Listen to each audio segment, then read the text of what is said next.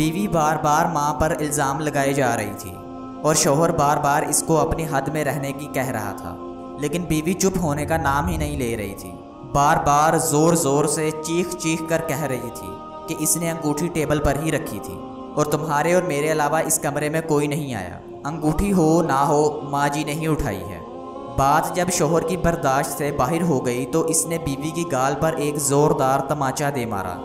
अब 3 माह पहले ही तो शादी हुई थी। बीवी से तमाचा बर्दाश्त नहीं हुआ, वो घर छोड़कर जाने लगी और जाते जाते शौहर से एक सवाल पूछा कि तुम्हें अपनी माँ पर इतना यकीन क्यों है। तब शौहर ने जो जवाब दिया, इस जवाब को सुनकर दरवाजे के पीछे खड़ी माँ ने सुना तो इसका दिल भर आया। शौहर ने बीवी को बताया कि जब वो छोटा था तब इसके वालिद गुजर गए। माँ मोहल्ले के घरों में झाड़ू पोछा लगाकर जो कमा पाती थी, इससे एक वक्त का खाना आता था।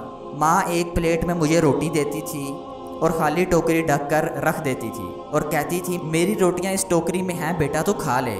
और मैं भी हमेशा आधी रोटी खा कर कह देता था कि माँ मेरा पेट भर गया है, मुझे और नहीं खाना। माँ ने मुझे मेरी जूठी आधी रोटी खा कर मुझे पाला पोसा और बड़ा किया। आज मैं 2 रोटी कमाने के काबिल हुआ हूँ, लेकिन ये कैसे भूल सकता हूँ कि माँ ने उम्र के इस हिस्से में अपनी ख्वाहिशात को मारा है। वो माँ आज उम्र के इस हिस्से में कैसे अंगूठी की भूखी हो सकती है, ये मैं सोच भी नहीं सकता। आप तो 3 माह से मेरे साथ हो, मैंने तो माँ की मेहनत को गुज़श्ता 25 सालों से देखा है।